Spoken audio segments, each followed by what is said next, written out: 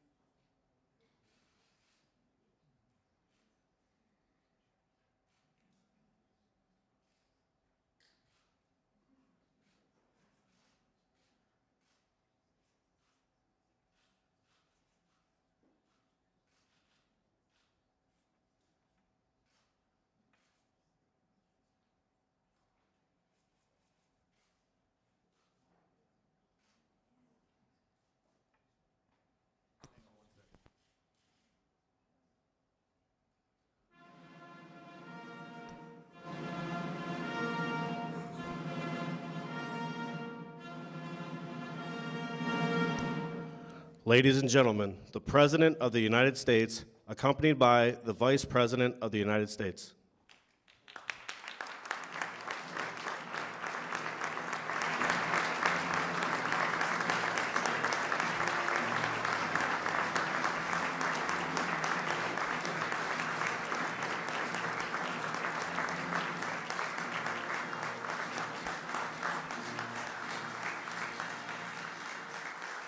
Thank you very much, everybody. Thank you very much. This is an incredible time for our country. I would say that our economy, and many of you know that very well, is doing better than it ever has done. Our employment numbers are the best that they've been, perhaps ever, but certainly in recorded history. Reports just came out, best in 44 years. Black unemployment is the lowest level in history. Hispanic unemployment, lowest level in history. Women unemployment, lowest level in 21 years. It started at 19, went up to 20, now it's up to 21. Very soon it's going to be in history. We're doing numbers like we've never seen, and we have some of the great industry leaders here today who I'm going to be introducing in a little while, quickly, and they're going to do so much with NASA and so many of the great things we're doing, but they understand full well what's happening. We've never seen a period of time like this. The whole world is looking up to the United States, and the United States is respected again. There was a period of time we were not so respected, not so long ago. The United States is respected again. If I might, I just wanted to make a brief statement on immigration and what's happening. And I'll say it very honestly, and I'll say it very straight. Immigration is the fault and all of the problems that we're having, because we cannot get them to sign legislation.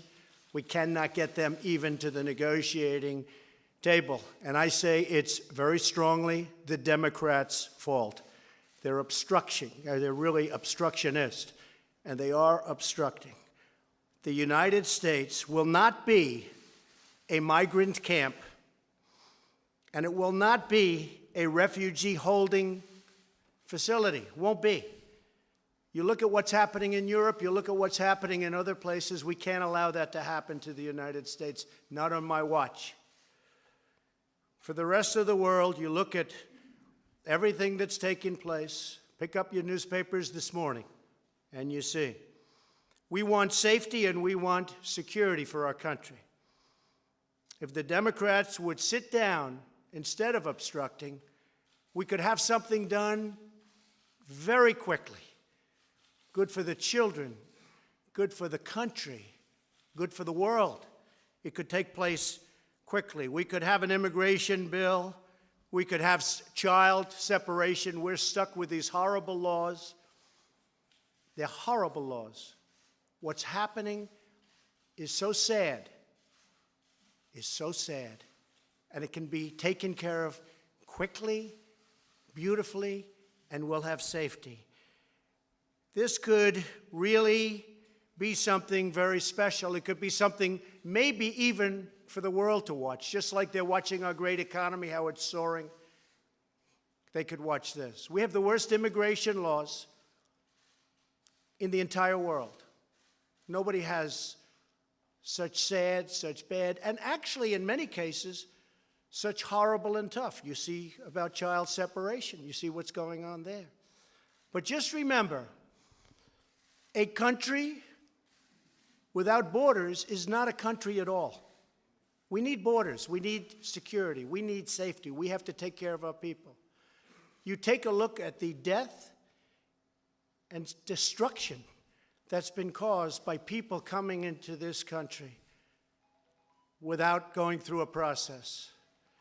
We want a merit-based immigration system so that Boeing and Lockheed and all of the people, Grumman, all of the people that are here today, the heads of every company, so that you can hire people on a merit base. You know they're coming in. They're people that came on merit, not based on a lottery or not people that snuck across the border. And they could be murderers and thieves and so much else. So we want a safe country, and it starts with the borders, and that's the way it is. Now I'd like to, thank you. Thank you. And again, we can do this very quickly if the Democrats come to the table. Everybody wants to do it. We want to do it more than they do. If they come to the table, instead of playing politics, we can do it very, very quickly. So welcome to the third meeting of the National Space Council.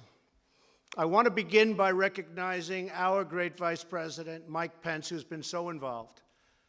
And Mike, I want to thank you for the incredible commitment to American leadership in space. I also want to thank Secretary Wilbur Ross, Secretary Elaine Chao, Director Mulvaney, Director Coates, Administrator Bridenstine, and congratulations wherever you are. Where is he? Where is he? Congratulations. You better do a good job. I'll say you're fired in 2 minutes.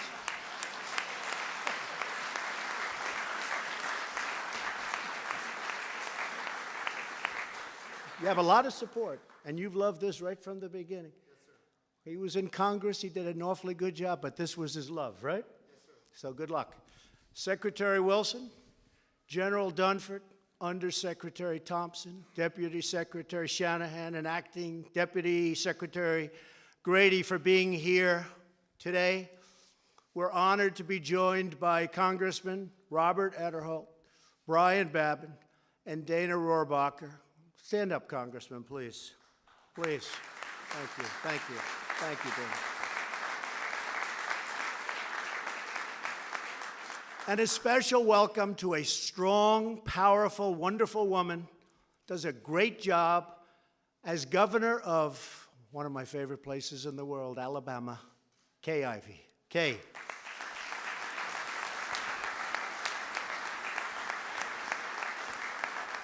Am I doing okay in Alabama? I better do okay in Alabama. We love Alabama. I also want to recognize 3 true American heroes. The first woman to command a space shuttle, the great Eileen Collins. Stand up, Eileen. Great job. Great job. It's a lot of time in space. Along with legendary Apollo astronauts Jack Schmitt and Buzz Aldrin. Buzz has been a friend of mine for a long time. Jack, thank you very much. Thank you. Great. And I also have a list of some of the CEOs and chairmen and presidents of these incredible companies. Wes Bush, CEO of Northrop Grumman. Where's Wes? Wes, thank you. Thank you very much. Thank you, Wes. Gwen Shortwell, Gwen, stand up, Gwen. She'll end up running for office soon, see? Bob Smith, CEO of Blue Origin, is very active. Thank you, Bob. I hear you're doing a great job. President and CEO, United Launch Alliance. That's a combination of Boeing and Lockheed on the Space Launch System, SLS. I don't like when Boeing and Lockheed get together because the pricing only goes up, but that's okay. In this case, I don't know. I don't love that stuff. We're going to have to talk about that. You're joining those two companies. Oh boy, look at Dennis. Dennis is so happy.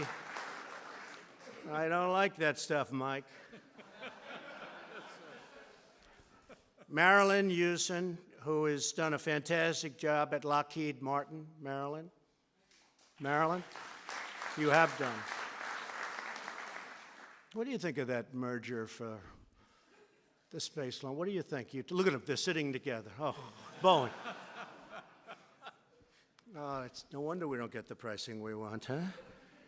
Dennis Muhlenberg, a friend of mine, a great guy, the head of Boeing, and boy, have you done a good job on all fronts, commercial, military, both of you. What a job you've both done. Thank you.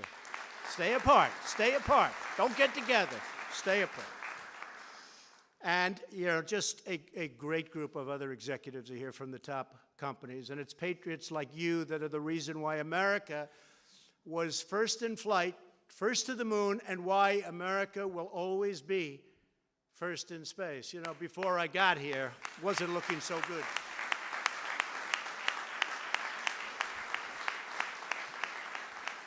Before we came in, I will tell you, they didn't have such big plans for space. Now they have plans, and it's great, not only in terms of jobs and everything else, it's great for the psyche of our country. This morning it came out that small business is the most optimistic it's ever been in the history of our country. That's pretty good. Now, I don't know if they go back to 1776. I don't know if they go back to, you know, areas of a little bit earlier, slightly, like by 100 years or 200 years. But I will tell you, I have never seen optimism like we have right now. So it's a very exciting time. I want to also say that when it comes to space, too often, for too many years, our dreams of exploration and discovery were really squandered by politics and bureaucracy, and we knocked that out. So important for our psyche, what you're doing. It's going to be important monetarily and militarily, but so important for right up here, the psyche. We don't want China and Russia and other countries leading us. We've always led. We've gone way far afield for decades now, having to do with our subject today. We're going to be the leader by far. We're behind you 1,000%. America's vital interest in space lost out to special interests in Washington, except, of course, for the senators and congressmen here. They would never do it, right, Dana? But all of that is changing. We know that. My administration is reclaiming America's heritage as the world's greatest spacefaring nation. The essence of the American character is to explore new horizons and to tame new frontiers. But our destiny beyond the Earth is not only a matter of national identity, but a matter of national security. So important for our military, so important, and people don't talk about it. When it comes to defending America, it is not enough to merely have an American presence in space. We must have American dominance in space. So important. Very importantly, I'm hereby directing the Department of Defense and Pentagon to immediately begin the process necessary to establish a Space Force as the 6th branch of the armed forces. That's a big statement. We are going to have the Air Force and we are going to have the Space Force, separate but equal. It is going to be something so important. General Dunford, if you would carry that assignment out, I would be very greatly honored also. Where's General Dunford? General? Got it? Let's go get it, General.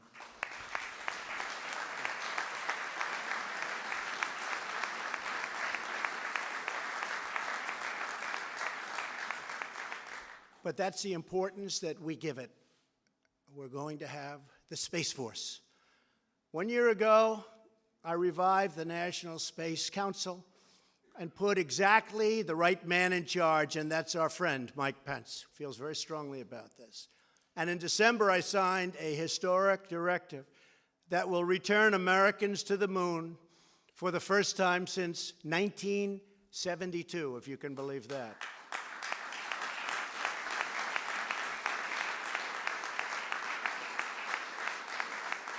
Always remembering it's about that, but it's also about jobs and the economy. This is a great thing we're doing. This time, we will do more than plant our flag and leave our footprints. We will establish a long-term presence, expand our economy, and build the foundation for an eventual mission to Mars, which is actually going to happen very quickly. And, you know, I've always said that rich guys seem to like rockets. So all of those rich guys that are dying for our real estate to launch their rockets, we won't charge you too much. Just go ahead. If you beat us to Mars, we'll be very happy, and you'll be even more famous. But they do like, explain that. Where's Eric? They do like rockets for some reason, huh? They like those rockets. But you know what? As long as it's an American rich person, that's good, okay? They can beat us. We'll save a little money, and they can beat us, and we're taking full credit for it. Don't worry about it. But we'll be setting aggressive timelines, challenging old ways of doing business, and we will be expecting real results. And we are making our incredible facilities, okay, available to these people that have been doing so incredibly by themselves on rocketry. So you're invited. The rent won't be high. I am instructing my administration to embrace the budding commercial space industry. We are modernizing out-of-date space regulations. They're way out of date. They haven't been changed in many, many years. And today we're taking one more step to unleash the power of American ingenuity. In a few moments, I will sign a new directive to federal departments and agencies. They will work together with American industry to implement a state-of-the-art framework for space traffic management. But don't let it get too out of control, please. We know about what's going on with a lot of other rules and regulations. By the way, we've set the all-time record in history of this country in cutting regulation. So when I hear about that, I get a little bit tenuous. Be careful. Don't get too carried away.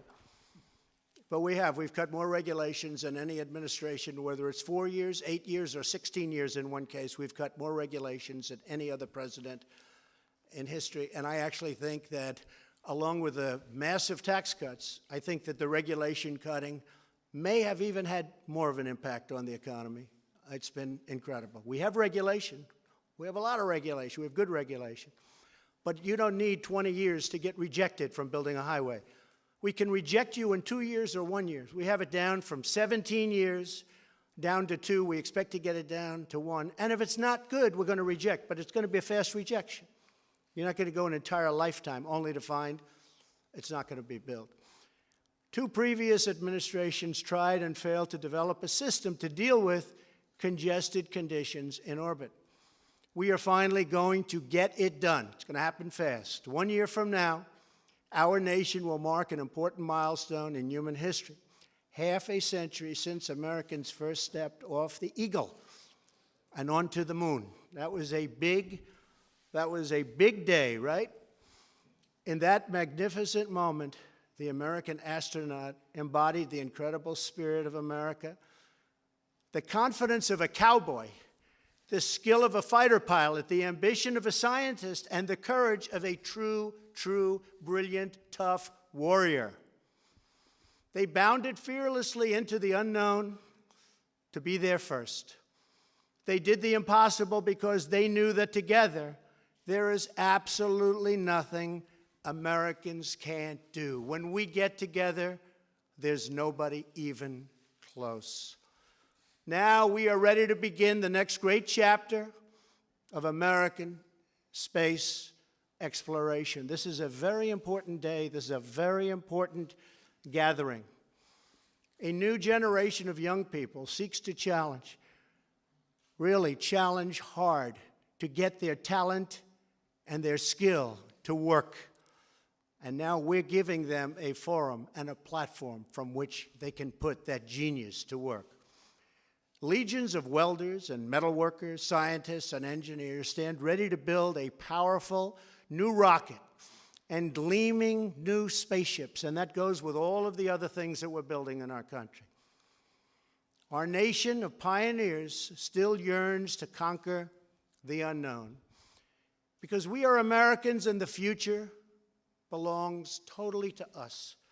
Once more, we will launch intrepid souls blazing through the sky and soaring into the heavens. Once more, we will summon the American spirit to tame the next great American frontier.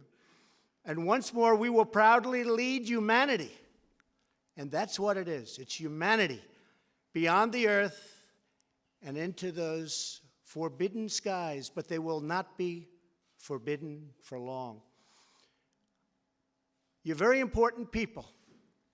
You have a great, great contribution. What you're doing has been incredible, but it will be even more incredible, far more incredible, because we are giving you a platform the likes of which nobody has ever been given before. I am a big believer. You will go out there and you will take that frontier, which is largely unknown by man or woman, and you will learn everything there is to know about it. And what you're doing is so important. Remember, economically, militarily, scientifically, in every way, there's no place like space. Good luck, General Dunford and the Joint Chiefs. I want to wish you a lot of luck with Space Force, but that shows how important it is. Congratulations on your tremendous success, but you're going to have far more success right now. Thank you very much. Thank you. Thank you. Thank you, Mark.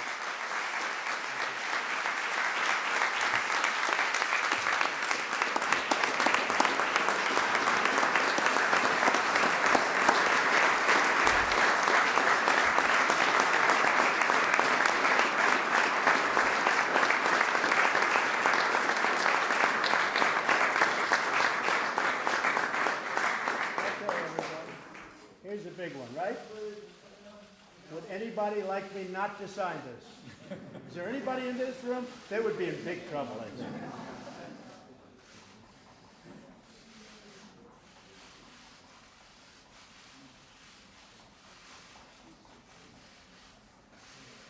Thank you. Where's Prime Minister? Come here, sir. You got it. Is that okay, Mike? Thank you.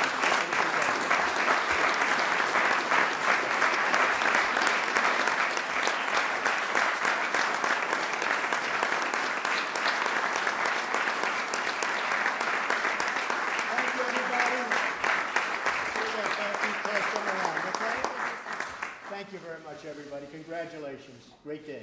Thank you.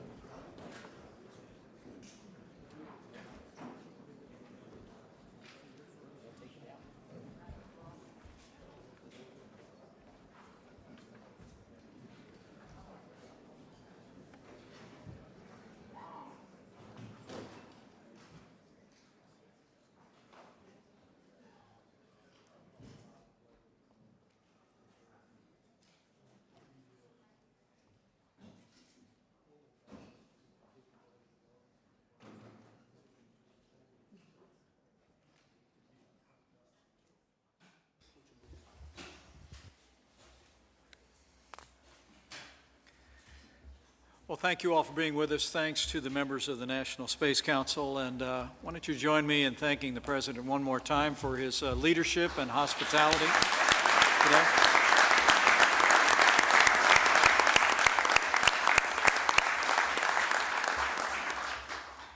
We're honored to be at the White House today and the presence of the third meeting of the National Space Council here at the White House, surrounded by members of our council as well as by members of our user advisory group and other industry leaders and our distinguished panelists. I trust is a reflection of the priority that you just heard in the President's words, that the President and our entire administration are placing on American leadership in space. I do want to say thank you again to all of the distinguished guests who are here, to members of the user advisory group, but also to distinguished members of Congress who've already been introduced. We are grateful for your leadership and grateful for your presence, but not surprised by your presence today. And so join me in thanking these members of Congress who've already been introduced. We appreciate that very much. We have a great lineup of panelists today, 3 panels that will all be working under the umbrella of our conversation about the moon, Mars, and worlds beyond. And the focus today will be on how we continue to move forward to permit greater private development of space, as you just heard the President reflect on, but also how we revive and continue to expand human exploration in space with American leadership and American platforms. We're going to begin with reports from members of the National Space Council, and to all the cabinet members who are with us today. I want to thank you for the efforts that you've made, and all the agencies that are represented here. It represents the very, very best of the kind of teamwork that the President relies on in this administration, and we're grateful for it. With that, to kick things off, Secretary Ross, if you could provide us with an update on the work of the Commerce Department implementing the President's Space Policy Directive 2. We'll begin there. Mr. Vice President and members of the National Space Council, it's an honor to be with you again today and to have joined President Trump as he signed Space Policy Directive 3. Since we last met in February, Commerce has been working hard to meet industry needs, conducting regulatory reforms critical to commercial space growth, and making America the flag of choice for space commerce. My staff and I have met with dozens of space-related companies, from the large to the small launch providers, to the satellite, data collection, and Earth observation companies, and the innovators who plan to bring mining and manufacturing into space. We always hear the same thing. America is leading in space once again under the leadership of President Trump. There's a booming economy, an actively engaged and supportive president, and a cabinet committed to cutting red tape. Space Policy Directive 2, signed by President Trump last month, directed the Department of Commerce and other agencies to execute regulatory reforms that will advance business opportunities in space. Commerce has much to report. On May 24th, the same day President Trump signed SPD 2, we announced our plans for a new Space Policy Advancing Commercial Enterprise, or Space Administration, under my direct supervision. Commerce's existing Office of Space Commerce and the Commercial Remote Sensing Regulatory Affairs Office, both now buried deep within NOAA, are being consolidated. Our establishment of the Space Administration will not create more government bureaucracy, just the opposite. The Space Administration will consolidate and streamline activities previously spread throughout the department and the executive branch.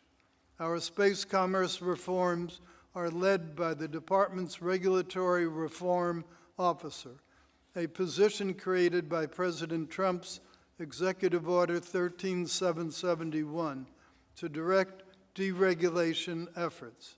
The new Space Administration will be a one-stop shop within the department for promoting, administering, and regulating commercial space activities, including remote sensing, export controls, GPS, spectrum policy, business and trade promotion, and standards and technology, and now space traffic management as well. This week, ahead of schedule, the department will also submit to the White House Office of Management and Budget a legislative proposal to solidify our industry-focused space administration. I'm also excited to announce our new director of the Office of Space Commerce, a presidentially appointed position that's been left vacant for about a decade. Under the leadership of Kevin O'Connell, the Office of Space Commerce will once again be the government advocate of the U.S. space policy. We look forward to having Kevin on board soon. He's spent 35 years in government and private sector leadership roles, working in national security, intelligence, and commerce. He is the perfect man for the job. Space commerce is getting dedicated attention at the department once again. In line with the President's directive, Commerce is also reforming the 25-year-old commercial remote sensing regulatory environment. Regulations must keep up with advancing industry, not slowing it down.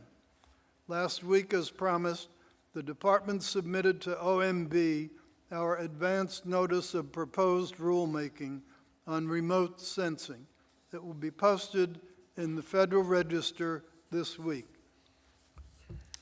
This proposal seeks industry feedback on streamlining and simplifying the commercial remote sensing approval process. New regulations are needed to accommodate changing technologies and business activities. After the 60-day comment period, Commerce will issue a new proposed rule this fall. We've already made significant improvements.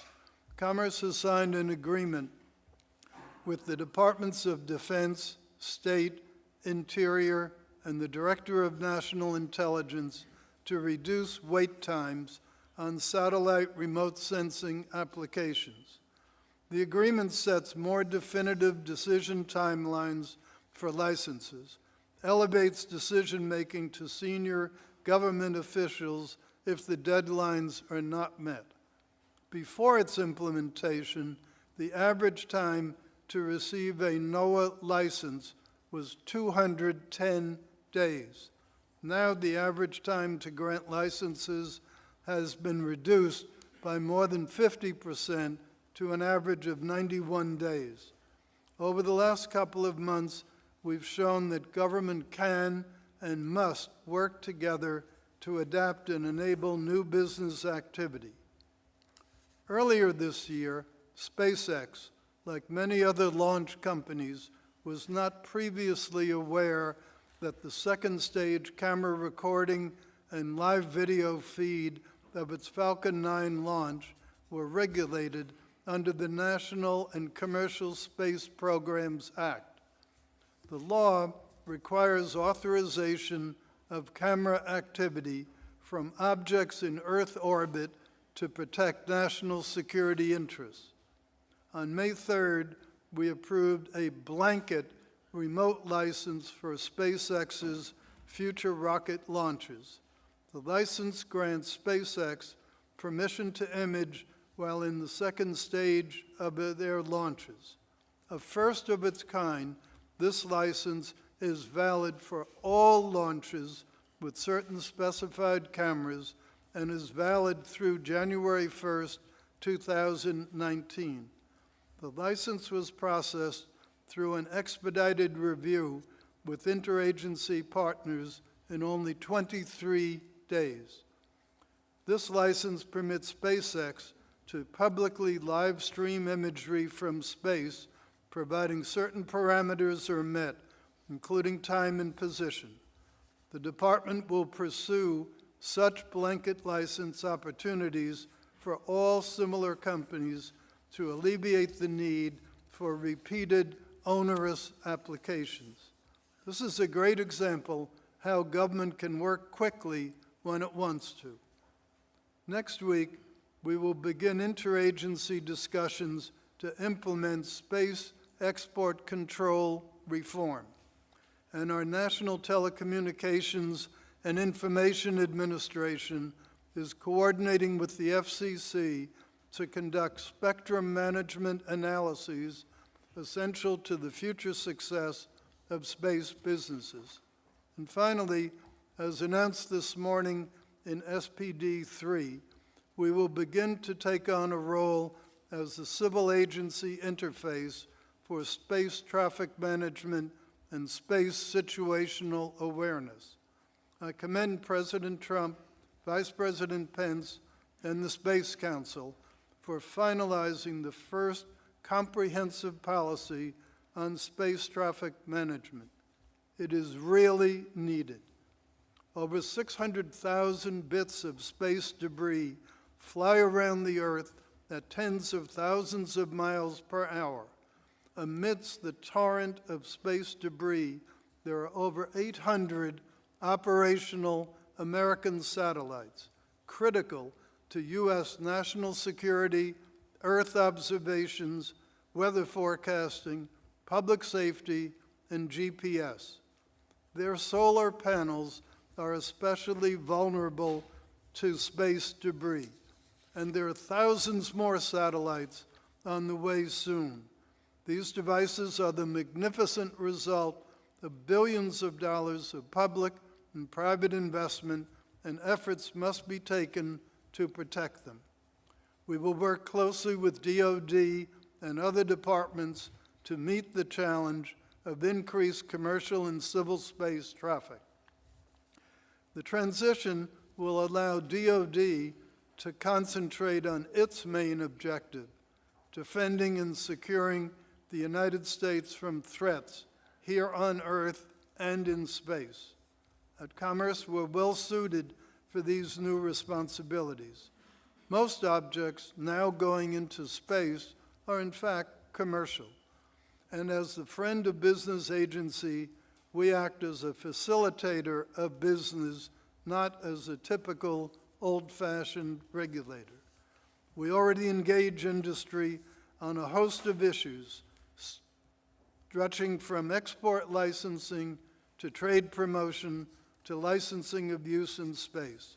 Commerce will immediately begin working with industry to determine what basic SSA and traffic coordination services are needed by private companies, and will use our preeminent SSA technologies and improved government services to incentivize more companies to launch under the U.S. flag.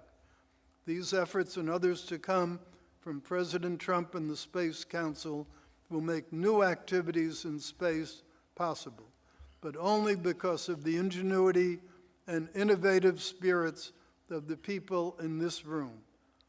Non-traditional activities like space tourism, asteroid mining, space manufacturing, and lunar habitation will soon become a reality.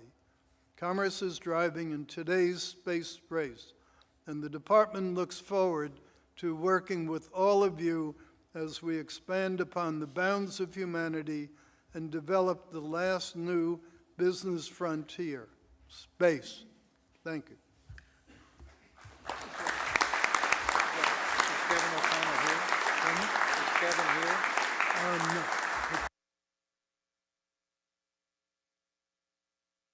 Thank you, Secretary Ross. Thank you for all of your efforts, so carefully enumerated about how we make the American flag the flag of choice for space commerce. Well said.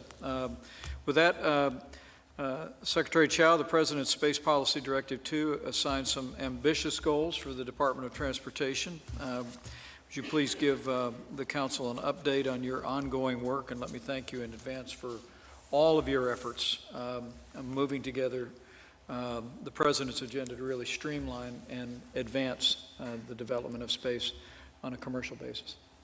Thank you, Mr. Vice President.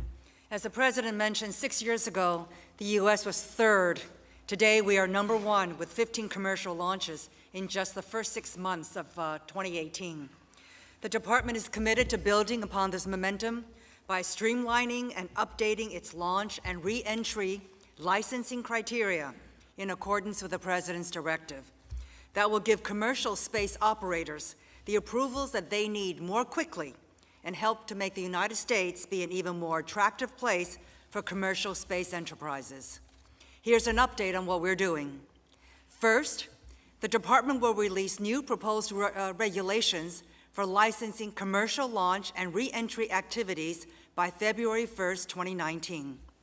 The new rules will enable a single license framework and replace many prescriptive and sometimes unnecessary regulations and requirements with performance-based criteria. We're working closely with the industry, our government partners, and the National Space Council as we develop these new regulations. Second, the Department has created an aviation rulemaking committee consisting of industry, our government partners, and other important stakeholders. And as a result, this committee has provided a comprehensive set of recommendations to help us better understand what the new rules should look like.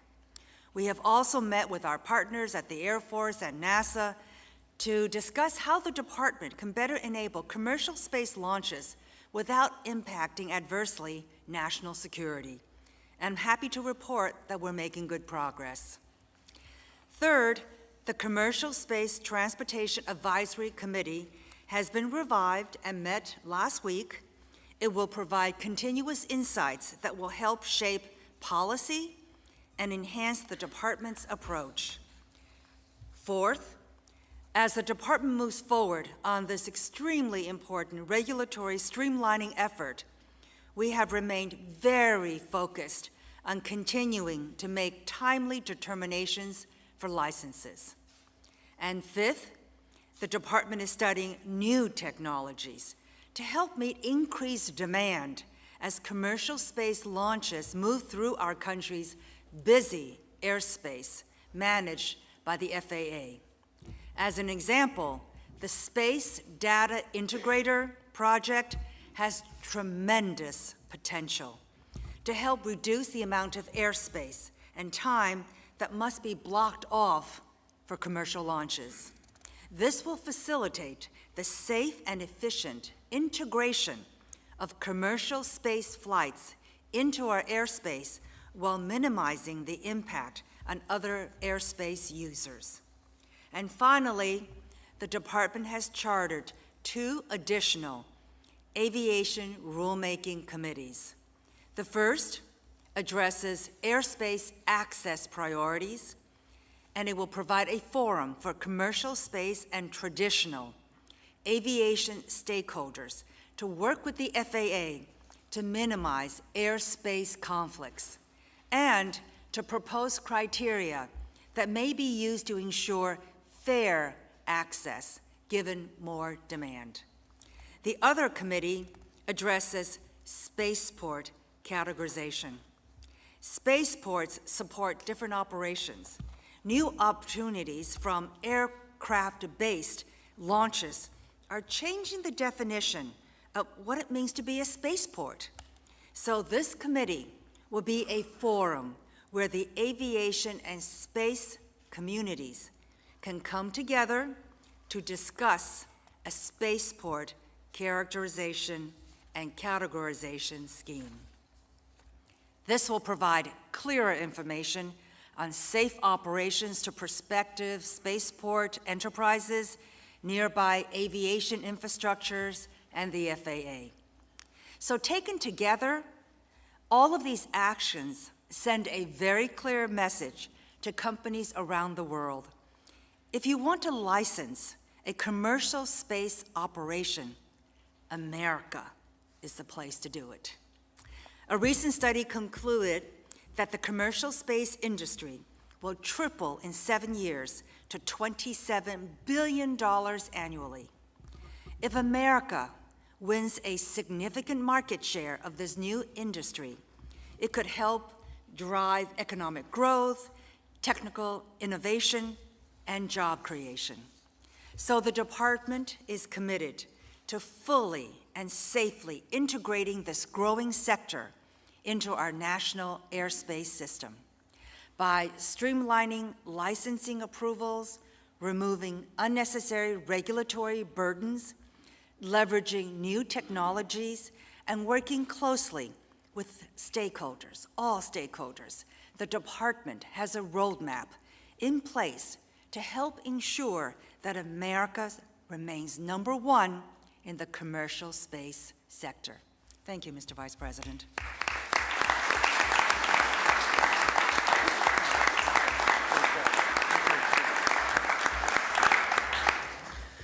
Well, thank you, Secretary Chow. Thank you for your tremendous efforts. And let me also say that I know the Department of Transportation took very strong steps to reach that February 1st, 2019 deadline regarding commercial launch and reentry. And why don't you all join me in thanking the Secretary and her whole team on hitting their marks. Thank you. On new regulations and deregulations. That's an aggressive schedule. Great job. With that, the new NASA administrator has already been called out and recognized warmly by this crowd, but let me add my congratulations to Jim Bridenstine as the new administrator of NASA. We are grateful to have you on the team and in this council. I want to welcome you to your first meeting of the National Space Council, and grateful to have you sitting in the chair and representing NASA in this conversation.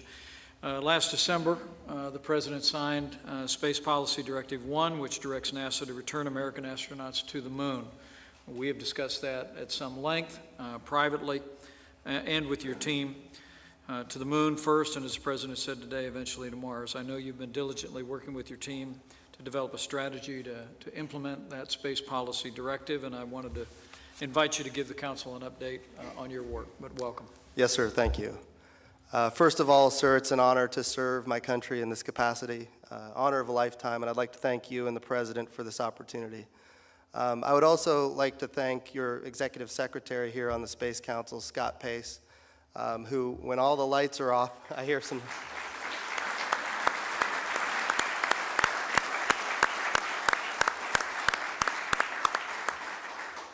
When all the lights are off and the cameras aren't rolling, he works overtime to make sure this group is focused on a whole of government approach under your direction. So thank you for that, sir, and thank you to the Executive Secretary, Scott Pace. I'd be remiss if I didn't also mention Jared Stout, who works side by side with Scott Pace on these issues.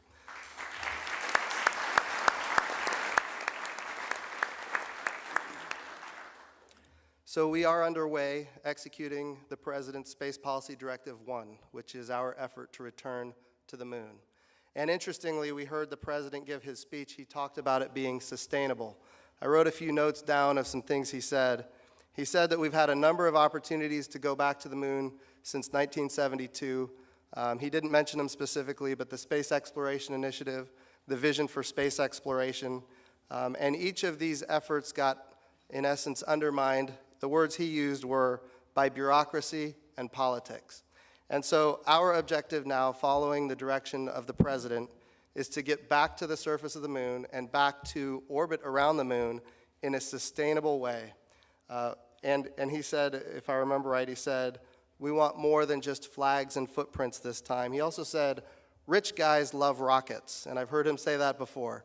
That's an important thing to recognize, because the architecture that we're building now is entirely different than any architecture we've ever built before in an effort to get to the moon. And the reason is we have more capabilities now than we've ever had as a nation, largely because of the efforts of many people in this room. The idea that we have reusable rockets to bring down the cost of launch and give us more access at a lesser cost than ever before, the miniaturization of electronics. These capabilities enable us to do more, in fact, with less, although thanks to you and the President, we're doing more with more, which is a good thing for the NASA budget, and we're grateful for that. So the opportunities before us are immense, and initially when we go back to the moon, there's a number of things that we need to do. We need low Earth orbit to be driven by commercial enterprise, and that's underway right now. Under the President's budget request, the International Space Station will no longer receive direct support in the year 2025. In some ways, that's a big challenge for us at NASA, and we understand the challenge before us. But for the first time, we're having very serious conversations about how to make low Earth orbit commercialized. We don't want any gaps in human activity in low Earth orbit, and that means commercialization is the key. Then we can take our resources at NASA and go further. In other words, to the surface of the moon and then on to Mars. The first program that we have getting to the moon is called CLPS, the Commercial Lunar Payload Services. What we call it at NASA, what we talk about is taking shots on goal. Commercial Lunar Payload Services. These are not expensive missions, and they're not carrying heavy payloads. But we're going to give commercial companies an opportunity to land on the surface of the moon, and we would be a customer of that. They would have other customers as well, but we would be one of many customers in a very competitive market with as many as 6 or even more providers for our access to the surface of the moon. The reason this is important is because all of these capabilities in a competitive environment result in effect, not just competition on price, but competition on innovation. So we can do more than we've probably ever done before. It's also important to note, Mr. Vice President, that when we go this direction, we are taking shots on goal. Not every shot gets made. So it is very possible that some of our commercial providers, who we believe there are a number of them that are ready, but maybe some of them are not. So there is a risk that some of them won't be successful. But what we learn through this Commercial Lunar Payload Services program will be critical for the next step, which is heavier landers, not just capable of delivering instruments, but capable of delivering prospectors, things that can dig. We know from NASA's achievements back in 2008 and 2009, we know that there are potentially hundreds of billions of tons of water ice on the moon. From 1972 until then, in 2009, we didn't know that there was water ice on the surface. We now know that. So that represents an opportunity for us to learn more about the moon than we've ever learned before, because we're going to go to the surface and we're going to prospect. That means we need heavier landers that can carry things that can prospect the surface of the moon. And then beyond that, we need heavier landers that can take humans to the surface of the moon. So this is an iterative process where we're building capability that we really haven't had, sir, since 1972. While we're doing this, we're also going to put in orbit around the moon what we call Gateway.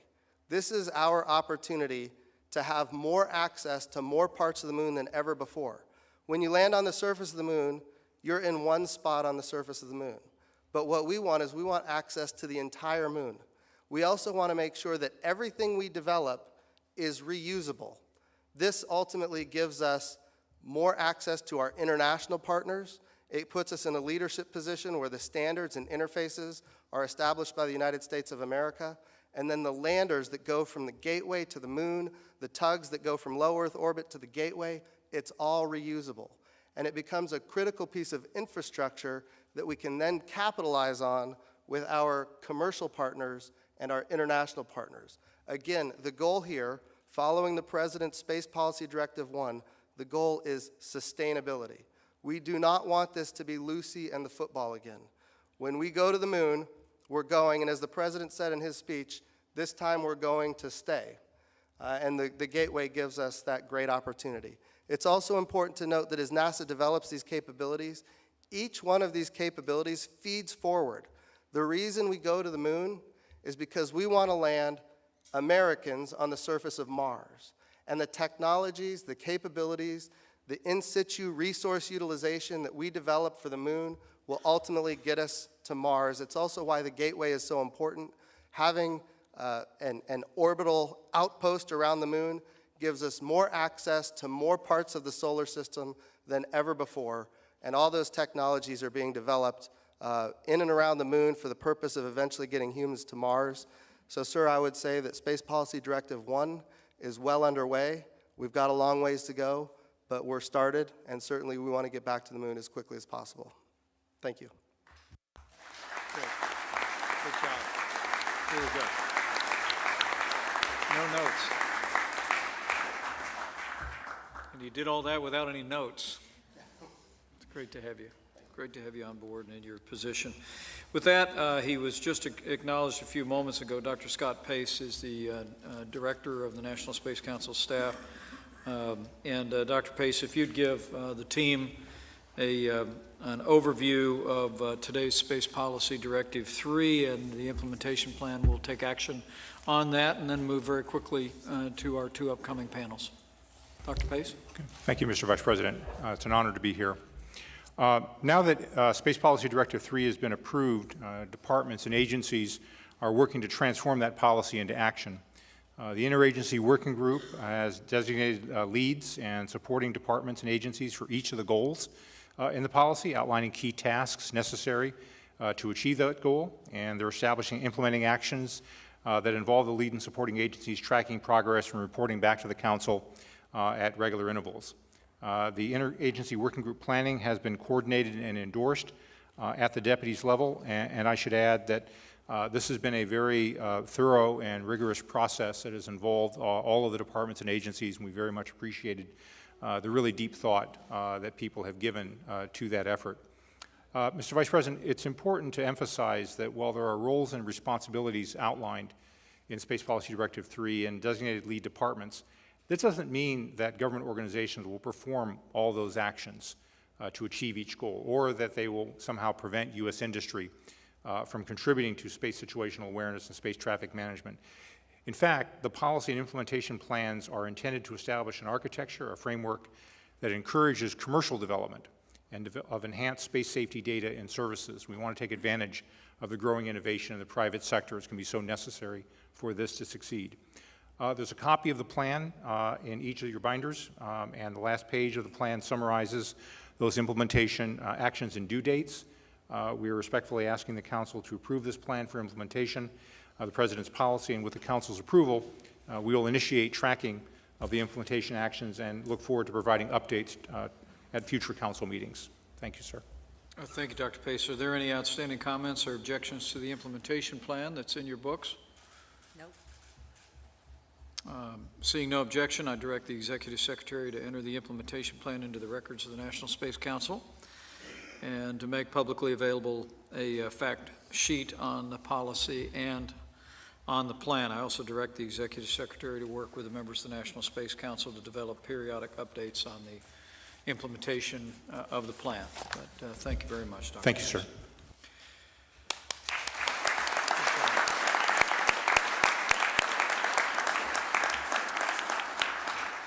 I'm going to ask our first panel to go ahead and make their way up to the table.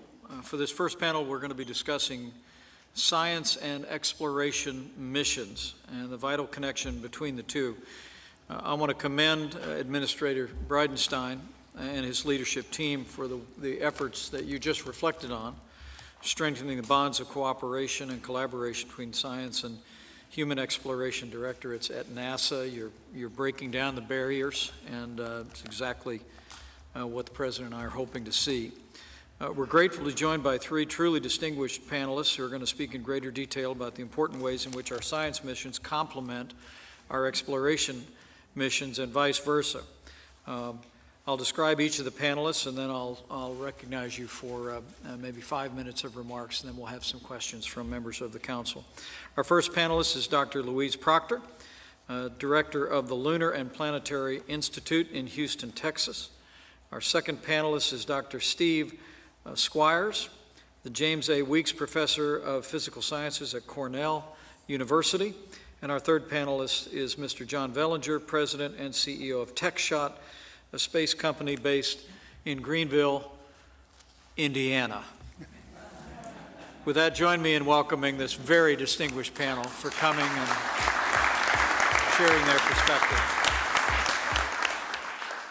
Dr. Louise Proctor is recognized, and thank you for being here.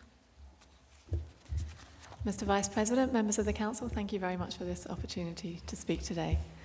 Science and exploration enjoy a powerful synergistic relationship.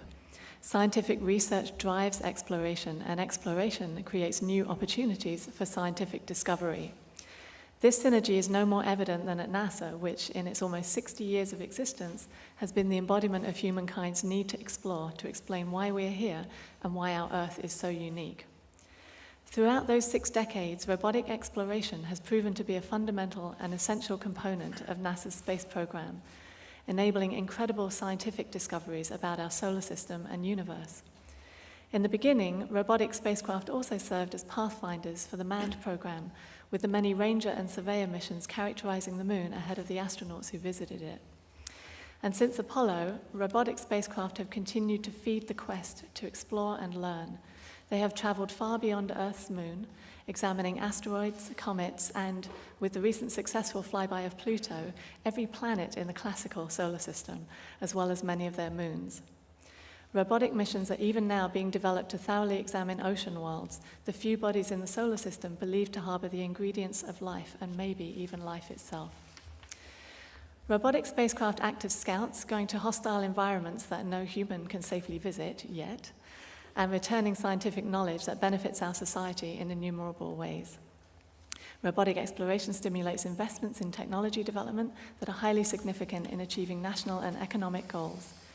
Space exploration-related technology has resulted in advancements in a broad range of areas, including transportation, public safety, consumer goods, industrial productivity, and health.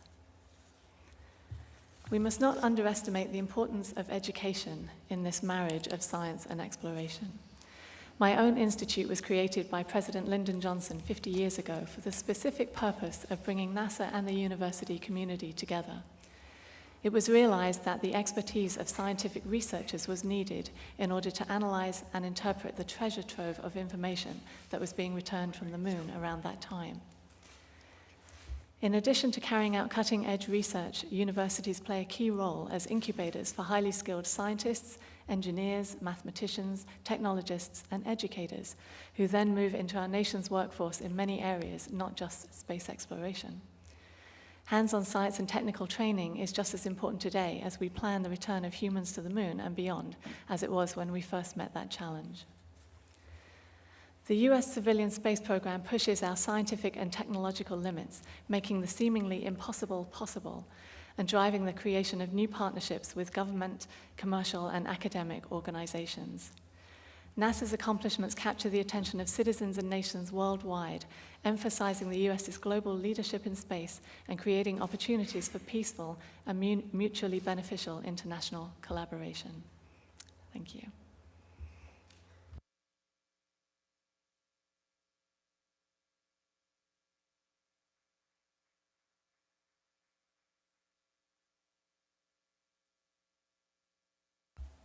Thank you, Dr. Proctor. Next, I'd like to hear from Dr. Steve Squires of Cornell University. Dr. Squires, you're recognized. Thank you. Mr. Vice President, members of the Council, it's a real honor to be here today. For almost 60 years, the U.S. space program has been an inspiring example of American ingenuity. Throughout that time, exploration and science have gone hand in hand.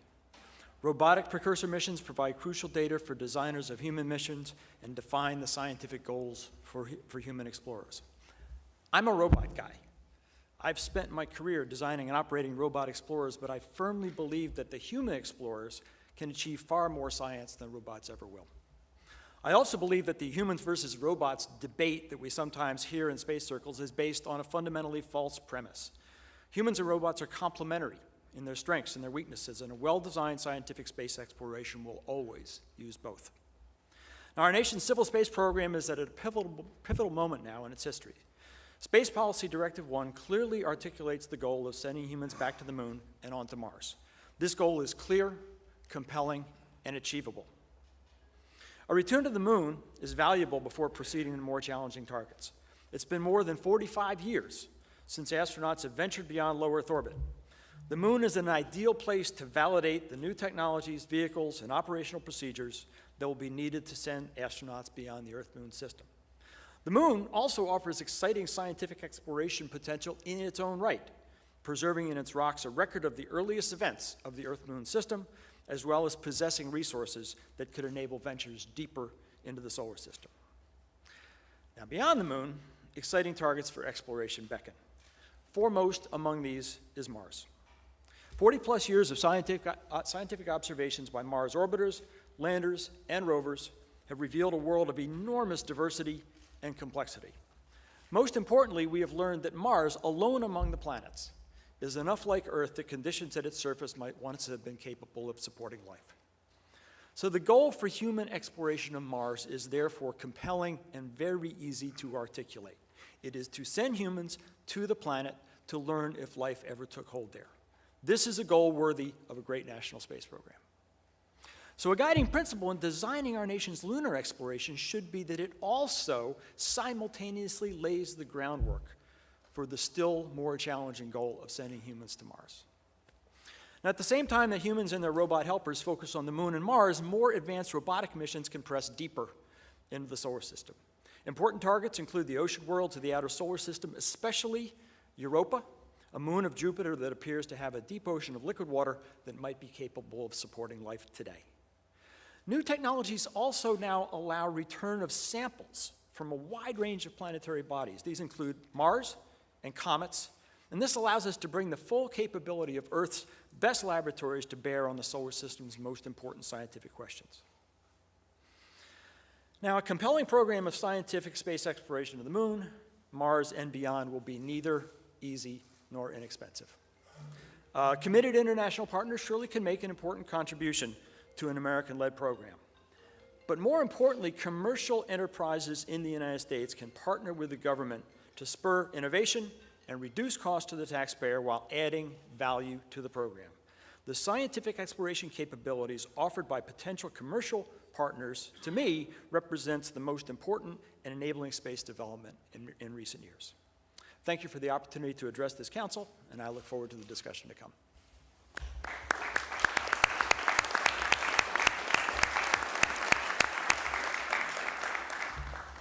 Thank you, Dr. Squires. And Mr. John Vellinger of TechShot is recognized. Vice President Pence, distinguished members of the National Space Council, it's an honor to appear before you here today at the White House. I'd like to describe how TechShot, the company I co-founded in Indiana nearly 30 years ago, is an innovative engine that uses space to help make life better here on the Earth, while also enabling deep space exploration. One of our most exciting projects focuses on 3D bioprinting in space with the goal of manufacturing human tissues for patients here on Earth. Right now, we are building the TechShot biofabrication facility, which will launch to the International Space Station early next year. We will start with simpler tissues, such as patches that can help heal damaged hearts, and steadily increase in complexity until we are biomanufacturing whole organs from space.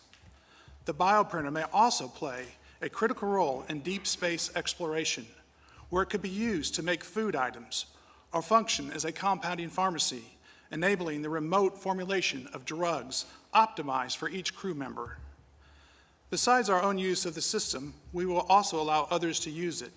It will join our catalog of TechShot-developed equipment currently on board the station, which we provide as a commercial service. For example, researchers from Eli Lilly, Novartis, UCLA have used our bone densitometer X-ray machine in space to study new drug treatments for osteoporosis and muscle-wasting diseases, both of which affect people here on the Earth and crews in deep space during long-duration missions. Astronaut Terry Virts actually got to operate our bone densitometer on the International Space Station, so thank you, sir. I believe that NASA and its Commercial Space Utilization Program and the Centers for the Advancement of Sciences in Space are successfully increasing demand for low Earth orbit and commercial space services. And TechShot is providing many of the picks and shovels that researchers are using in this 21st century gold rush to space. Beyond the commercialization of low Earth orbit, our contributions to exploration currently focus on other new technologies that enable mission success into deep space. TechShot is prototyping for NASA a machine we call the TechShot Fab Lab, which is capable of 3D manufacturing metals, ceramics, plastics, and more. It can even print complex electronic assemblies. If the agency likes our approach, the technology will be refined for testing aboard the International Space Station, and eventually deployment aboard the Lunar Orbital Platform Gateway that the NASA administrator just mentioned. TechShot's Fab Lab also will be used in austere environments here on Earth, such as onboard submarines that must remain submerged for months at a time. President Trump, Vice President Pence, under your leadership, the U.S. is entering an unprecedented golden age of spaceflight, which is presenting multiple opportunities to advance global American competitiveness. TechShot is proud to be playing a critical role in this unique time in space history. For this opportunity, I thank you. Good job.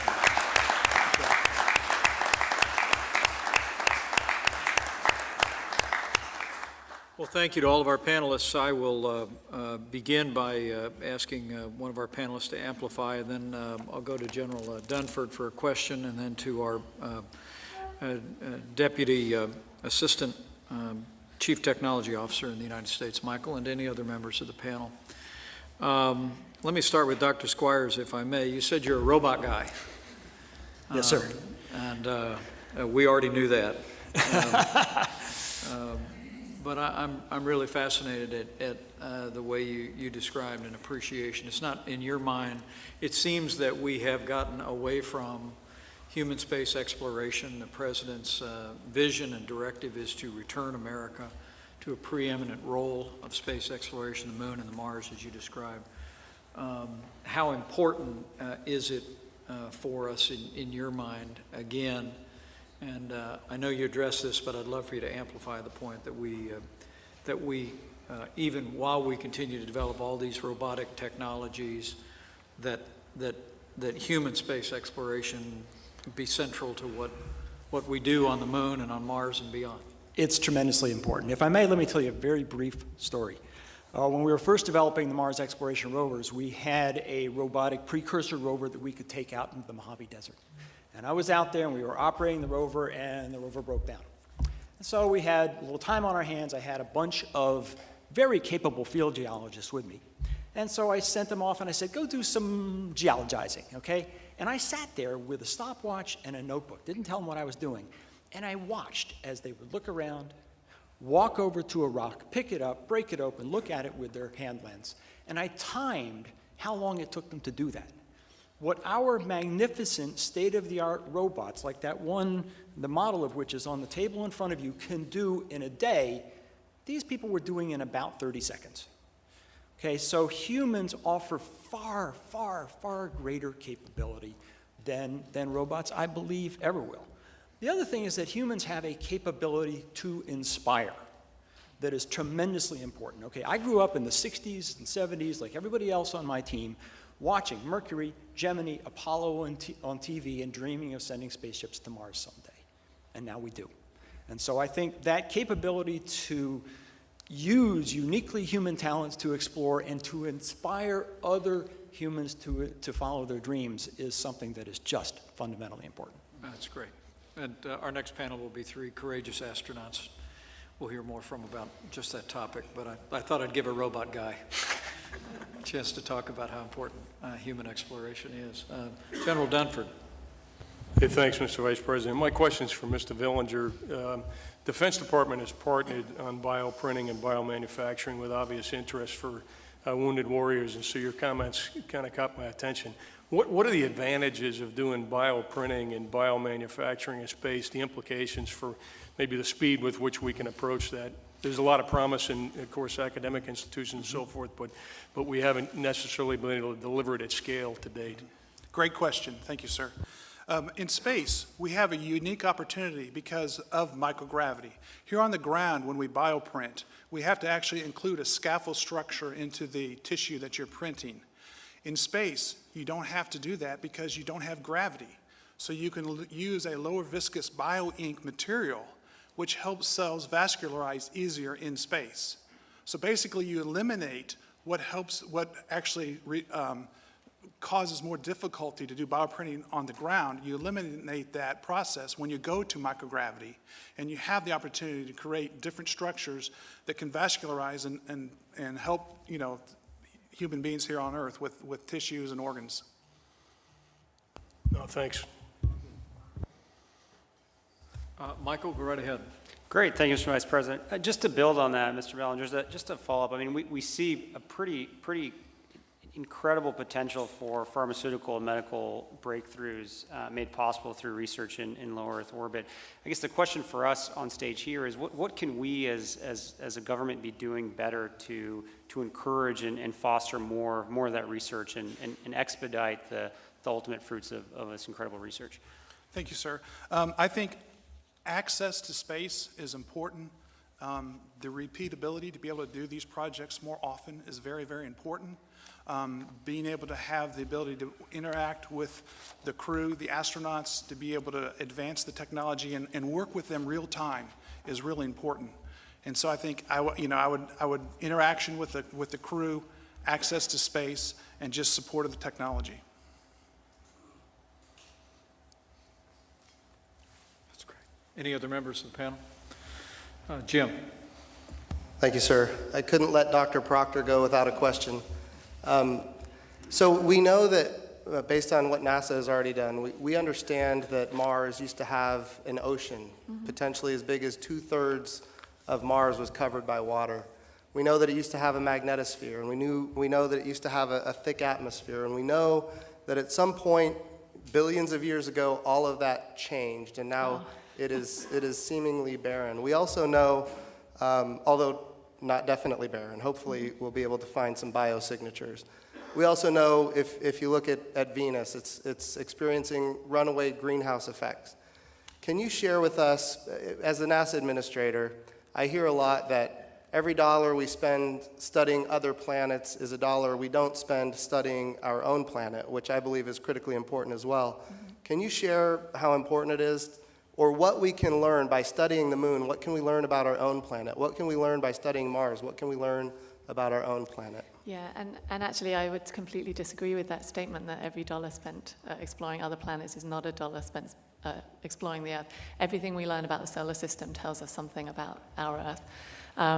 You can think of the solar system as a giant laboratory. If you want to know what happens if you change gravity, you can go to a different planet. If you want to know what happens if the climate runs out of control, you can go to Venus. So every time we explore another body, we learn something about the conditions that make our own planet so very special and so hospitable to life. Particularly with the other thing about planets, they don't have trees, they don't have buildings on them. A lot of the surfaces are pristine, or they have evolved in certain ways that are similar to our own planet. So essentially everything we learn throughout the solar system, also from small bodies and from other solar systems now, we're starting to look at exoplanets and understand again what makes the conditions just right for our Earth to be where it is in this very special place and time. So it's really a very cost-effective way of looking back in time at our own Earth and understanding how we got here. Thank you. Well, join me in thanking this Dr. Louise Proctor, Dr. Steve Squires, and Mr. John Bellinger. Thank you so much for your testimony today. Very helpful. Very well done. Well done. Next, I'd like to invite our next panel to step forward. We're honored to be joined today by 3 American astronauts, and we'll now, having spoken about the interrelationship between scientific exploration and human exploration, now we will talk about getting your perspective on how we accelerate human exploration of the solar system. Before I do that, I thought it was noteworthy today, June the 18th, to acknowledge that it was 35 years ago today, on June 18th, 1983, that Sally Ride made history when she stepped onto the Space Shuttle Challenger and became the first American woman to venture into space. Sally Ride is an American hero whose courage and pioneering spirit continue to inspire countless of young Americans across this country to pursue their dreams. Earlier this year, the U.S. Postal Service unveiled Sally Ride Forever as a stamp, and I know all of you join me today in honoring her memory and celebrating her legacy at this meeting of the National Space Council.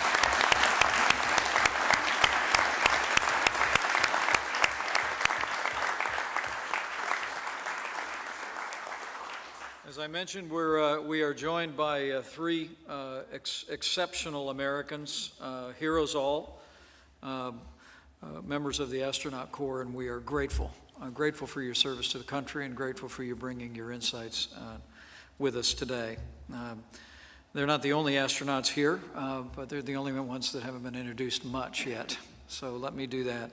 Our first panelists are Colonel Eileen Collins, the first female pilot and commander of a space shuttle mission. Colonel Collins, it's an honor to have you here today. Thank you so much.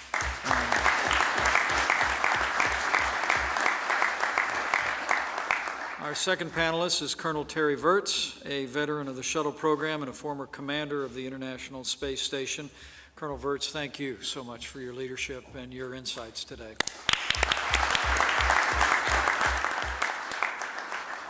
And Dr. Scott Parazynski is a veteran of 5 flights on the space shuttle and a deeply respected member of the astronaut corps. Thank you so much for your presence here today, Scott. With that, we'll ask each of the panelists to share for a few minutes, and then we'll move on to questions for this final panel. And Colonel Collins, you're recognized.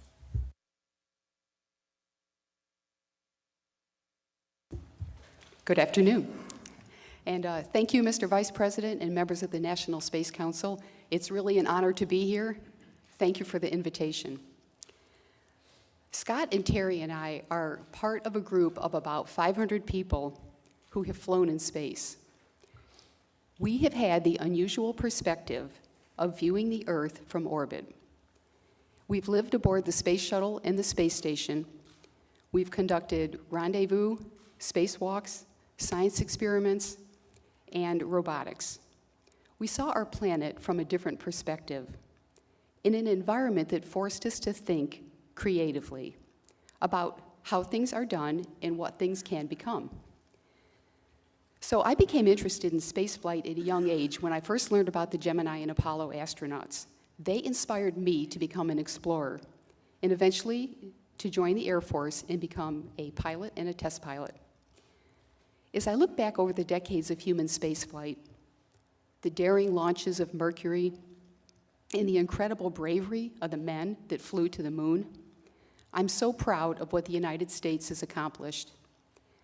Some say that we could have done more, we could have been to Mars by now, but what is important now is that we have a strategy and we're looking forward.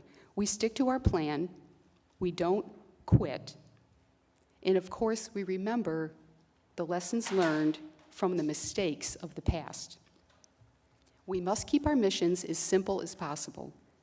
We must keep the costs as low as possible. Occasionally I have to remind myself of an old saying that I heard from the Apollo program: better is the enemy of good enough. So it doesn't all have to be the latest technology, but it does have to be safe, reliable, and mission-focused.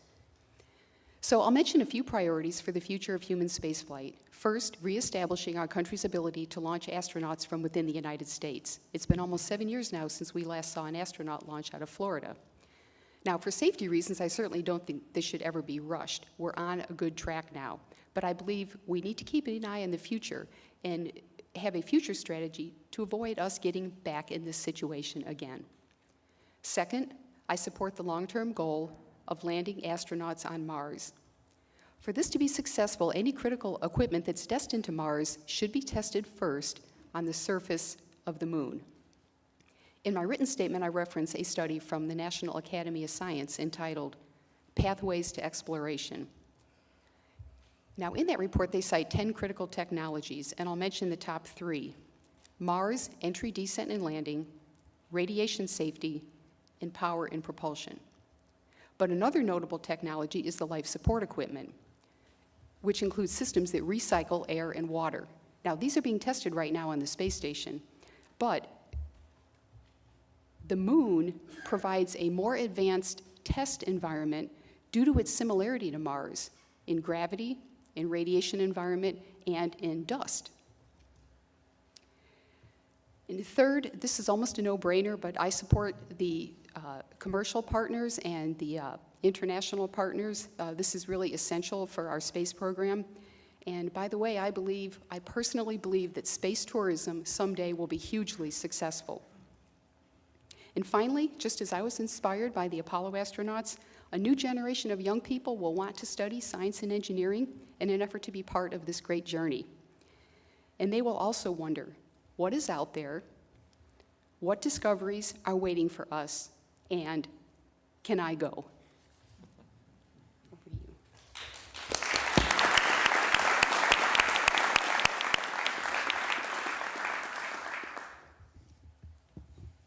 Thank you so much, Colonel Collins. Great words. And Colonel Terry Virts is recognized. Thank you for being here. Thank you, sir. Mr. Vice President and distinguished members of the National Space Council, thank you for inviting me today. It's an honor. For several decades, America's human space program is focused on low Earth orbit. And for years, we have not had a clear long-term vision or goal for human space exploration. However, these are exciting times, and we now have the opportunity to clearly define such a vision. I believe that we should use the Apollo model as an example of how to proceed. However, Apollo was actually the sum of 3 distinct programs, as you know: Mercury, and then Gemini, and then finally Apollo. Project Mercury demonstrated that flying in space was possible. Gemini developed and tested the technologies that we would need to go to the moon eventually, and Apollo was, of course, the final mission. And that Apollo mission was very clear: to land on the moon and return safely to Earth.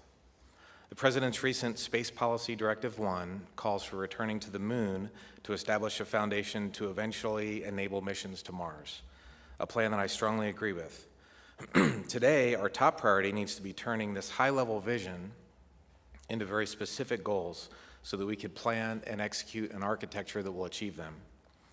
Using the Mercury, then Gemini, then Apollo paradigm, the ISS has already fulfilled the Mercury role, demonstrating that humans can live and work in space for extended periods of time. And now is the time to establish a program that will fill the role of Gemini, developing and testing the technologies that we will need to return to the lunar surface and eventually fly to Mars. Unfortunately, the recently proposed Lunar Orbital Platform Gateway does not fill that role of Gemini. It essentially calls for building another orbital space station, a skill that my colleagues and I have already demonstrated on the ISS.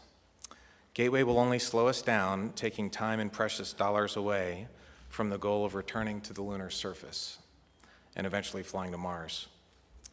I believe that we need to refocus our efforts to align with these long-term goals. The next steps that we take should leverage the international partnerships that we have built over the past 2 decades on ISS, and of course, they should also take advantage of our significant commercial capabilities that have demonstrated very recently a level of innovation and agility that government simply does not possess.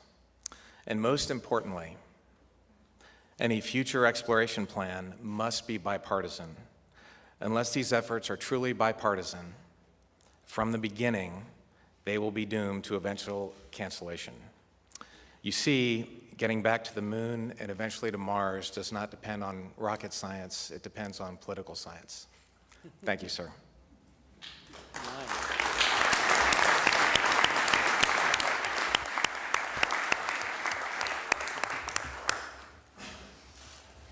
I'll come back to that. Great statement. Thank you so much, Colonel. And Dr. Scott Parazynski is recognized. Thank you so much for being with us. Mr. Vice President and distinguished members of the Council, thank you so much for the honor and opportunity to share my views with you here today. And it's also great to share the panel with my good friends, Terry and Eileen. I grew up in the shadow of the Apollo program. My father actually worked to help design and test the mighty Saturn V boosters that went to the moon in the late 60s, early 70s. And so I never grew out of that boyhood dream of one day flying in space. And it turned out okay for me, I guess. I feel so fortunate to have been born at a time and a place when such a lofty trajectory was possible. As a kid, I wanted nothing more than to set the first boot prints on Mars, but I'm fiercely proud of the work that my NASA coworkers and I did to help set the stage for this inevitable journey. It's an incredibly exciting time to be engaged in the space business in what I call the barnstorming era of commercial human spaceflight, with so many pioneering American companies leading the innovations and investments.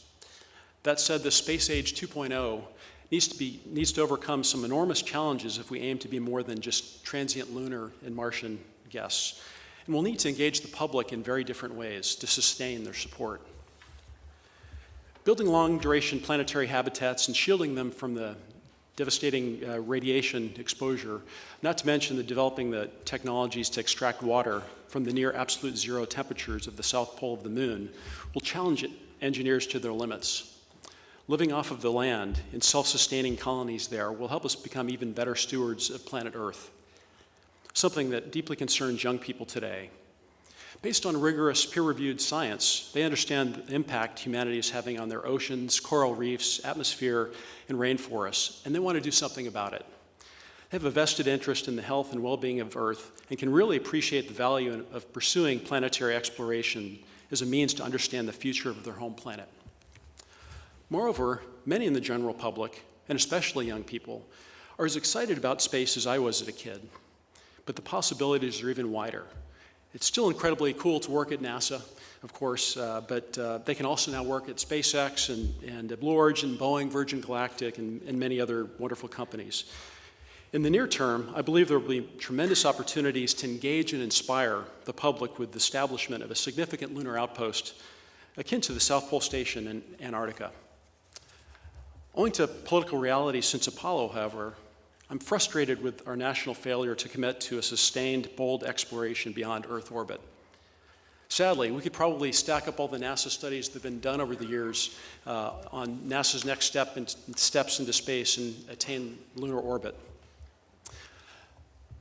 I believe that the way you climb an enormous mountain like Mount Everest, which is something that I also know a thing or two about, is to take the long view, prepare to your utmost, and then take it one rope length at a time, sometimes even one breathless step at a time, understanding that it'll be harder than you ever imagined, it'll likely take longer and cost more too. I propose a true decadal approach to ambitious human spaceflight goals, similar to that taken by NASA's space science community.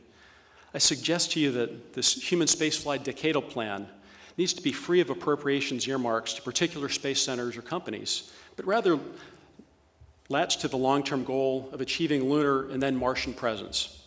Set the goals, then let NASA choose and fund the very best solutions, irrespective of which congressional district the work is conducted in. Measure and reward successes, acknowledge and cut failures, but then keep moving forward towards the prize. So in closing, I just suggest to you that one of the greatest accomplishments of the International Space Station program has been bringing together nations for the common good of humanity, pooling resources and the best minds, and bringing the world closer together. I'm convinced that the first Martians have already been born, and they're already preparing for humanity's next giant leap. It's my greatest wish that this journey will be led by Americans, but I also hope that we'll take those first steps in peace and partnership with colleagues from around the world. Thank you very much.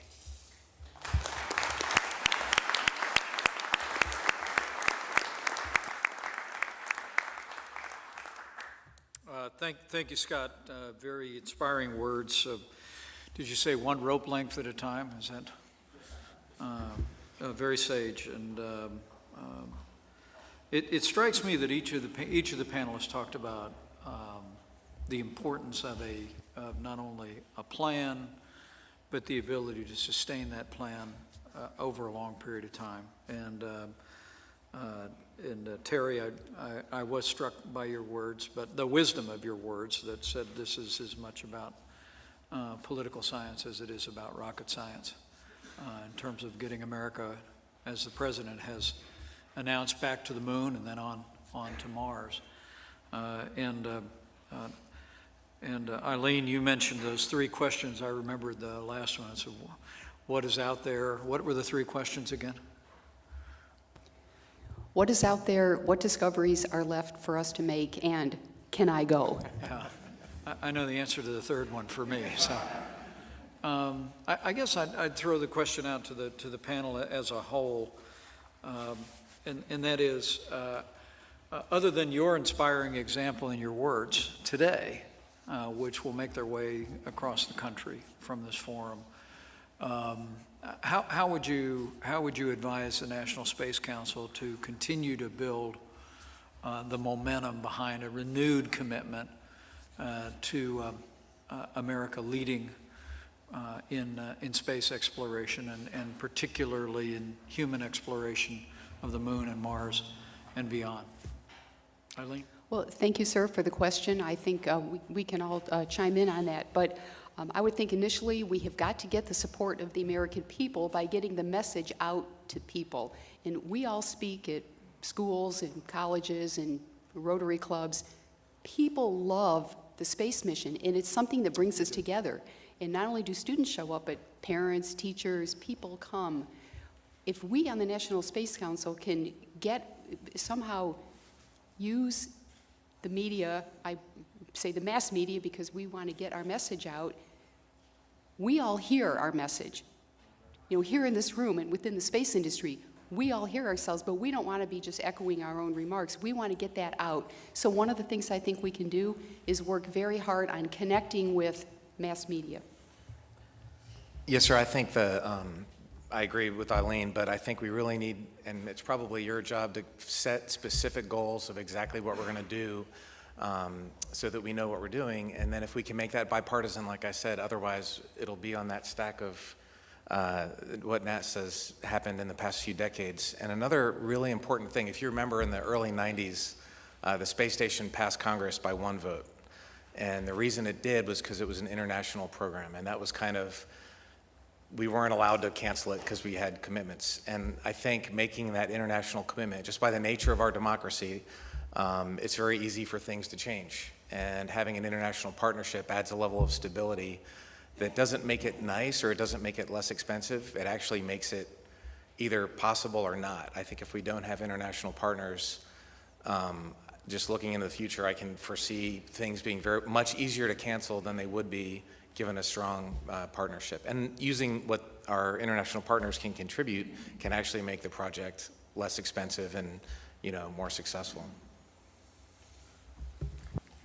I think taking the long view, having a long-term established goal and inexorably working towards it is something that needs to be communicated well, and I think young people will understand that there is a place for them. And I would just differ slightly to say that I think space exploration is nonpartisan. I think it's something that's in the American spirit, in the human spirit, to explore. And if you go to any school, any community, there's a strong support for continuing to press the boundaries in exploration because it benefits all of our walks of life. Well, I thank you for that. I'm going to recognize Secretary Chow for a question, but I would all of you agree the importance of having our own platforms to be able to reach space? We see the excitement being generated out of the commercial space industry, but very soon the United States will have the ability to put courageous astronauts like you back in space on our own platforms. Do you see that as an important part of generating the connection between the popular support across the country and the reality of support that translates into a sustainable a commitment to leadership in space? I think we all agree very strongly with that statement, yeah. American leadership, and the world looks to us, and Europe and other countries look to America for that leadership, and I think we need to lead for sure. It's a big part of what America is. Right. Good. Okay. Secretary Chow. Gosh darn it, the Vice President asked my question. But I have another one. And that is the former Secretary of Labor. I'm always very concerned about workforce development. So Dr. Parazynski, there's been a lot of discussion about, the future of STEM studies in our nation. How are we on the right path? Do you think we're doing better? Or do you see the need for any course corrections and how to get more young people excited? When I talk to young people, I tell them that it's important to learn a couple of foreign languages, and not the traditional languages that you might expect. I tell them that the two most important languages that they need to learn are math and science.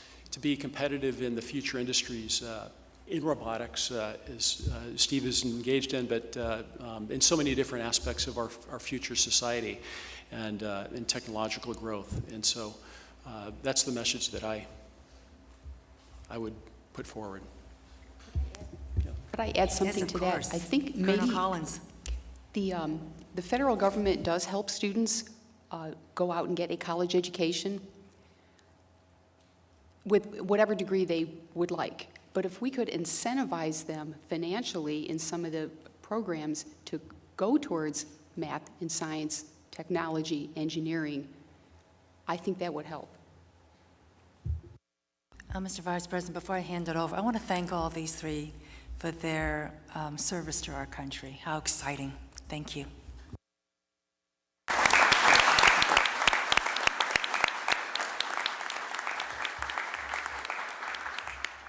Secretary Ross? Thank you. I'd like to ask each of the panelists, how could we better facilitate commercial participation in the activities you're describing? Each of you talked about the need for partnerships and collaboration. Are there one or two specific things that government could do better to encourage commercial cooperation? I can start. One of the things that I've known from my prior life in industry is just the difficulties through the federal acquisition process. It's a very long pathway, and if there are ways to streamline that, to make it more entrepreneurial, quick turnaround, as I think one of the prior panelists said, it's important to have access to space, to be able to fail, to get back up and go again. And so we need to have frequent access to space, and I think one of the ways to make that possible is to figure out ways to shorten the acquisition process. Yes, sir, I'll just add, I've got very good friends and former crewmates that work at Blue Origin and SpaceX and Boeing and other companies. And the speed that they can do innovation is really amazing. And I think if the government can come up with ways to contract with them with very minimal requirements, there's this thing called requirements creep, and that is the killer of all. The Wright brothers probably had to suffer through requirements creep 100 years ago. If we can figure out a way to get those contracts made and let them innovate, tell them what we want, and then let the companies do the work, I think we can get things done. And I know we're in the process right now of doing that. So I think we need to continue that process, and we'll get to the moon and Mars a lot quicker if we do that. Yes, sir. The NASA administrator had mentioned earlier about the incentives right now that NASA is giving small companies to go to the lunar surface, and starting small, small landers, and then building up from there to larger landers, and maybe eventually the human lander on the moon. So NASA's doing this now. It's small, but I think if it's successful, we should expand on that and give more incentives. Just turn them loose. Don't tell them you have to do it exactly this way per the requirements, but tell them this is the end goal. Figure out how to get there. Here's your financial incentive to get you started. I think that those programs will be successful, and we'll keep an eye on it, but I think we'll eventually be doing more of those. That's great. I think it's really impressive that you can not only be astronauts, but have very thoughtful views on how commercial sector can help. Thank you. Very good. Let me recognize our NASA administrator for the last question for the panel, and then we'll move toward wrapping up. Thank you, Mr. Vice President. In the previous panel, I talked about how some people say that every dollar we spend studying other planets is a dollar we're not spending studying our own planet. Similarly, I hear frequently that every dollar we spend studying the moon or going to the moon or developing the technologies and capabilities for the moon, those are dollars that we're not spending going to Mars. And Colonel Collins, I heard you very clearly say, you mentioned the Pathways Report, which of course came out when I was still serving in the Congress, and of course it was chaired by another famous Indianan, Mitch Daniels. And I was wondering if you could share with us, how do you see our effort getting to the moon enabling, ultimately, our path to get to Mars? Well, as a former test pilot, I believe in the build-up approach. So to get somewhere as safe as possible you want to write a test plan, and you want to have a build-up approach. So to control what you're doing, you test it, and then you add a variable, you test it, you add another variable, you test it. So I think by you know, we can use the moon as a stepping stone. Right now, we're testing on the space station, which is critical, but the space station doesn't have dust, for example. So how do we know that this life support equipment isn't just going to fail because there's too much dust and the valves are in the equipment, maybe the radiation environment? So the moon is a stepping stone. To me, it's just critical. If I'm going to go to the moon and live there, I would like to know that this equipment that's keeping me alive has worked on the moon. So that's the reason I said that. The Pathways report specifically referenced the moon as the quickest way to get to Mars. Is that correct? If I remember right? Either way. Well, I think you're saying that. I think, yes, that's true. Yeah. I do believe that, although I would say, I was thinking of there's the 10 critical technologies, and I believe the vast majority of those can be tested on the moon. And I'm trying to remember what they are all right now. Like, for example, one of them is the suits that the astronauts will be using on the surface. Got to be tested on the surface of Mars. The habitats are another one, tested on the surface of the moon before Mars. So that's in the, as far as whether or not it's the fastest way, that I would say would be up to debate. Okay. And would need to be studied a little bit more, but I would take it from the experts that it would be probably the safest way. I definitely believe it would be the safest way. Got it. Thank you, Mr. Vice President. No, thank you, Jim. Thank you very much. And join me in thanking this outstanding panel for their remarks and also their service to the country. Great job. Very good.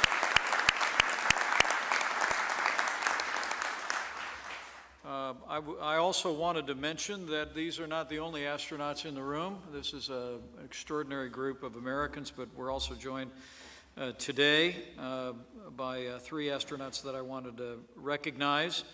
One is a member of the Council's advisory group, which will be meeting for the first time tomorrow. He's flown in space 4 times, walked in space 7 times, and he happens to be from Indiana. Astronaut David Wolf is with us. David, we're honored. Stand up.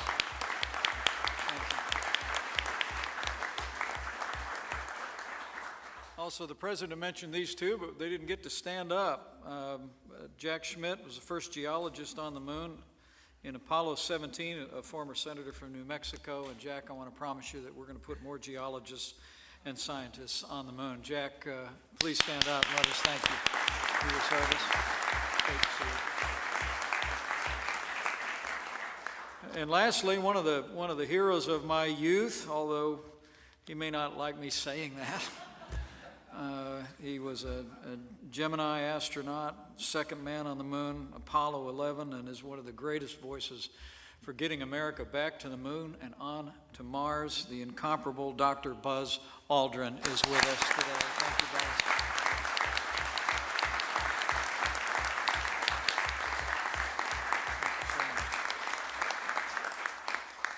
Let me, before I close, I want to recognize 2 members of the Cabinet who are with us today for a few brief remarks on what they gleaned from this presentation and their focus. Dan Coates is the Director of National Intelligence for the United States, and Mr. Director, you're recognized.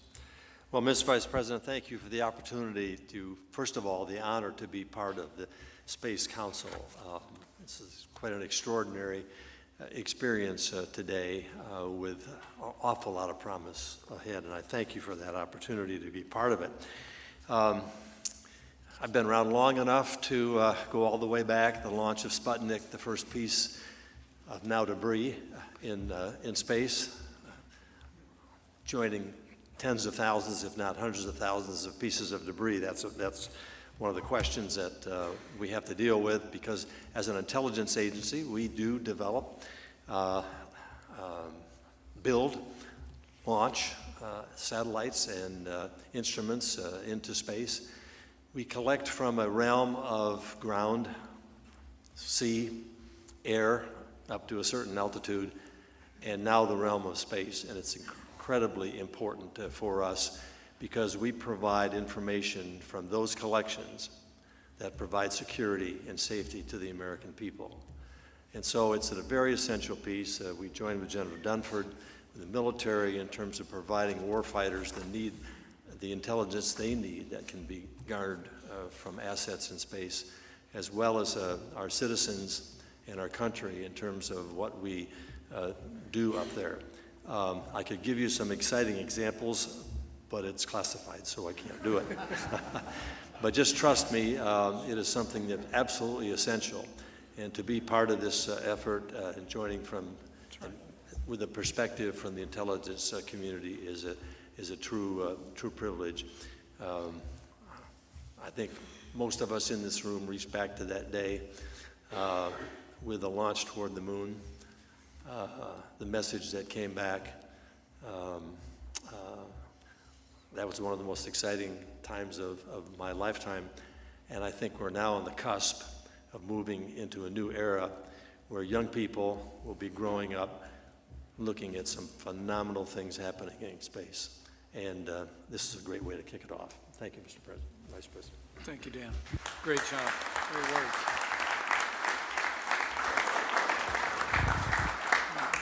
The Director of the Office of Management and Budget, Mick Mulvaney. I just wonder how often Coates has used that line about wanting to tell us something but not being able to because it's classified. So, Mr. Vice President, thank you for doing this. I always, when we do these, the takeaways for me, the aspirational concepts here, the aspirational rhetoric is absolutely critical. There's no question about it. There is nothing more aspirational than what we've talked about here today. At the same point, it's a very practical analysis that we're doing, so that the practical takeaways are what the value is to me. So to have folks who actually are in the industry and come in and challenge us on specifics. I think it was Colonel Wirtz who said, well, maybe the gateway is not something that helps us get to Mars faster. Maybe it is, but there's a practical takeaway from that that helps spur this debate, which we have to have. I also heard Colonel Collins talk about keeping missions simpler and trying to find technologies that are more readily available. Those are the practical kind of takeaways that I think are helpful to me. I also like it when people say there's ways to do it cheaper. Y'all didn't say that nearly enough, but that's okay. We can get to that part later. So thank you for doing it, because I do think that at the end of the day, this is more than just a group of people getting together and talking about something that they all have a common interest in. This is actually something that moves the ball in the right direction. I appreciate you doing it. Great.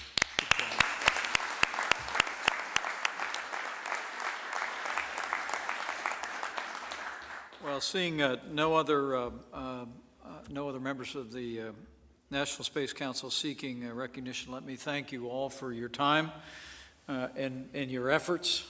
These are extraordinarily busy people, and we also want to not only thank the cabinet members who are here, but the deputy secretaries and the undersecretaries who join us as well. A little bit of housekeeping. For National Space Council members, if you have an outstanding assignment, please work with our executive secretary to complete them. Dr. Pace and his staff are going to ensure that you have what you need to follow up on Space Policy Directive 3, and we'll be working energetically before the next Space Council meeting to move forward. With that mentioned, let me invite the room to thank Dr. Pace and Jared Stout for their work putting together and for all the work they do with the National Space Council.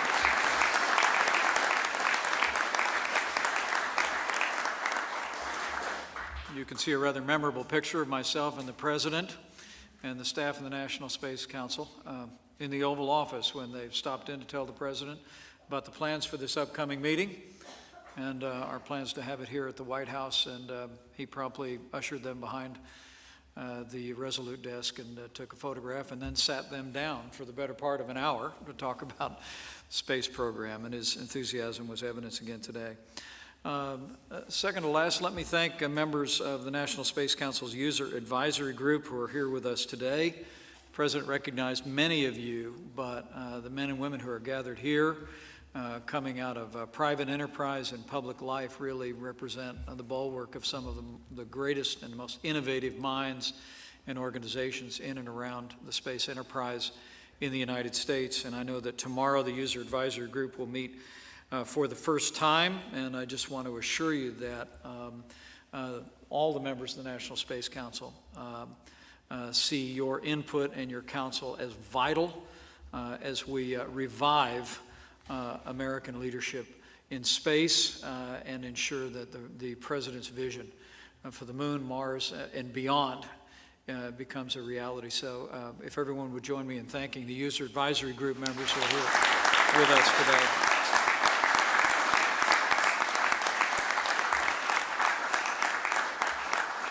Lastly, allow me just to thank the President for his hospitality. I think by hosting us here at the White House, the President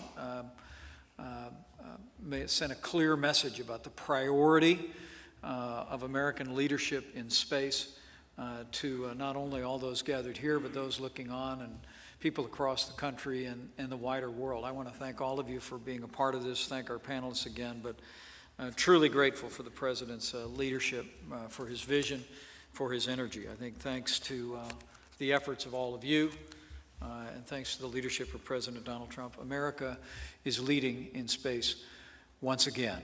So thank you all very much. We'll go right back to work, and we'll see you at the next meeting of the National Space Council.